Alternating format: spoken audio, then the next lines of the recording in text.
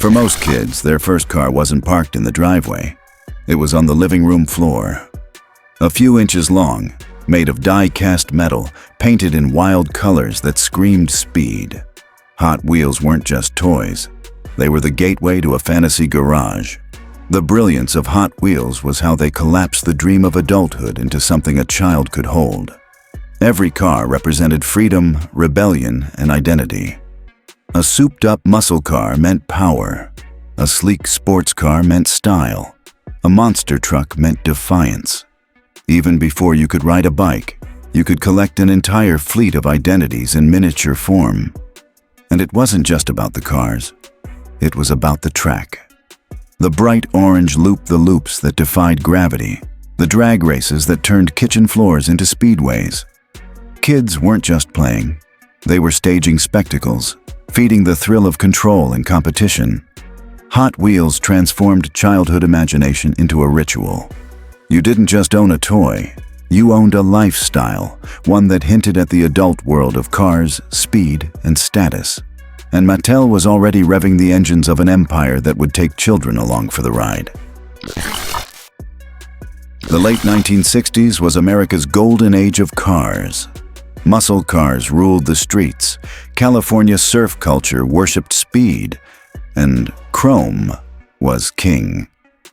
Mattel, already successful with Barbie, saw an opening.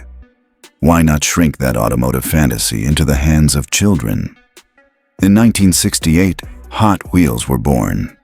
Unlike the staid, realistic Matchbox cars from the UK, Hot Wheels were built for flair. They had bright paint jobs, futuristic designs, and, most importantly, faster wheels. Mattel's engineers developed a unique, frictionless axle system that made the cars fly down tracks with unprecedented speed. Kids didn't just see the difference, they felt it. This wasn't just a toy launch. It was a declaration of war. Hot Wheels weren't aiming for realism. They were selling fantasy. Cars that looked like they'd leapt off a comic book page, designed not for accuracy but for adrenaline. And in the world of children's toys, speed is everything. The result? Hot Wheels immediately exploded in popularity. Kids abandoned their old Matchbox collections and demanded the new cars that felt alive. Within just a few years, Hot Wheels had taken the fast lane to dominance, and Mattel had set its sights on building something far bigger than die-cast toys. Before Hot Wheels, the king of toy cars was Matchbox. Born in the UK in the 1950s, Matchbox cars were small, realistic, and affordable, designed to fit inside a matchbox, literally.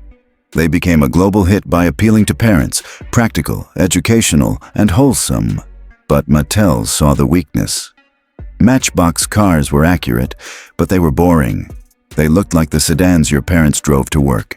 Hot Wheels, by contrast, were explosive. Neon colors, flames painted on the sides, and custom designs inspired by California's car culture. One was reality, the other was fantasy, and fantasy always sells better. Mattel backed its flashy cars with something Matchbox couldn't match: advertising.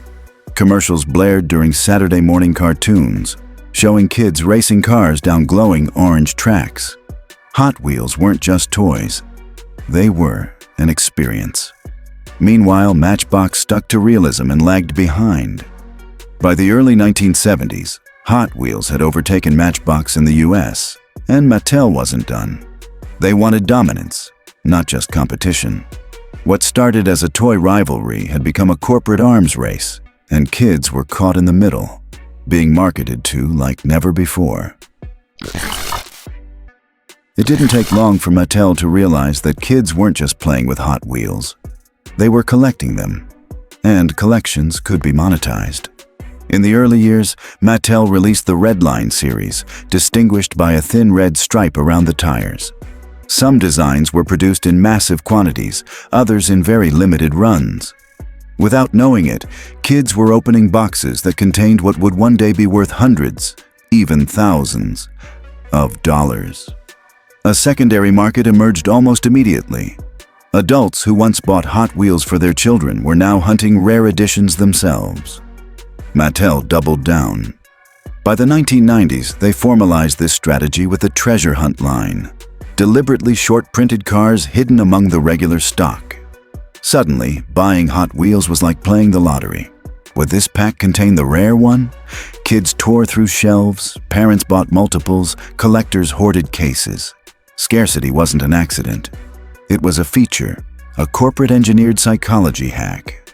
By controlling supply, Mattel transformed toy cars into status symbols.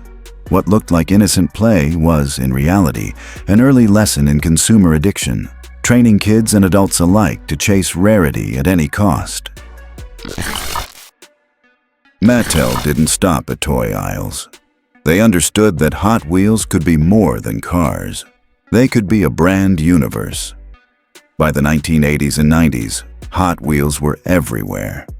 McDonald's Happy Meals came stuffed with miniature cars, giving kids their first taste of the brand before they could even read.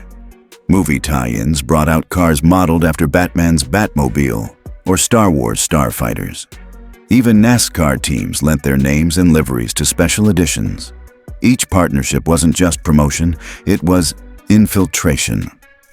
Hot Wheels embedded itself into every corner of childhood. Playtime, mealtime, entertainment. The brand stopped being a toy and became a cultural fixture, a symbol of speed that kids couldn't escape. Then came video games. From simple racing titles on consoles to expansive modern franchises, Hot Wheels transformed the plastic track into a digital playground. The line between the toy car and the screen blurred, keeping kids hooked whether they were on the floor or behind a controller. Cross-promotion turned Hot Wheels into a perpetual marketing engine. Every movie, every burger, every video game was another track piece added to Mattel's empire. And every child who engaged was another driver pulled onto the circuit. On the surface, Hot Wheels looked harmless. A toy car, a plastic track, a few hours of fun. But beneath that simplicity was a masterclass in psychological manipulation. First was speed. Kids could feel the difference as Hot Wheels streaked across the floor faster than any Matchbox car. That physical thrill was an instant dopamine hit. Fast cars meant excitement, and excitement meant attachment. Then came identity. Each car represented a persona. The rebel, the racer, the outlaw, the dreamer. Kids weren't just playing. They were trying on identities, collecting versions of themselves in miniature form. Finally, there was the hunt.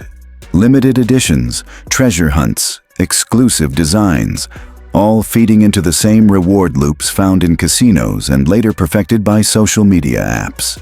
Psychologists call it variable reinforcement. Sometimes you win, sometimes you don't. And that unpredictability keeps you hooked. For Mattel, it was brilliant. For kids, it was a trap. The cars weren't just about imagination, they were about conditioning. Every loop, every race, every hunt wired children to crave more. What seemed like innocent play was actually corporate-engineered obsession, designed to keep the engine of consumption roaring long after childhood ended. Hot Wheels was never just about cars. It was a gateway into Mattel's larger vision, turning childhood itself into a corporate pipeline. The same company that sold speed in miniature also sold Barbie's dream houses, He-Man's power fantasies, and Fisher-Price's colorful innocence. Each brand targeted a different part of childhood, but the strategy was the same. Build emotional attachment early, then monetize it for decades. Hot Wheels became the model for how Mattel, and later the entire toy industry, would operate. Limited editions, cross-promotions, collector culture, even the blending of toys with entertainment franchises, all of it became the playbook. The toy wasn't the product. The addiction was. And the payoff was enormous.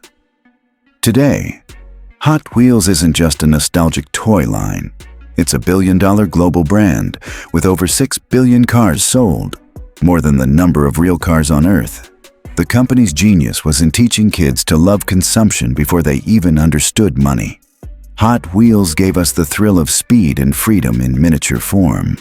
But behind the loops and bright paint jobs was a corporate engine running on the fuel of obsession. And for Mattel, that engine never stopped.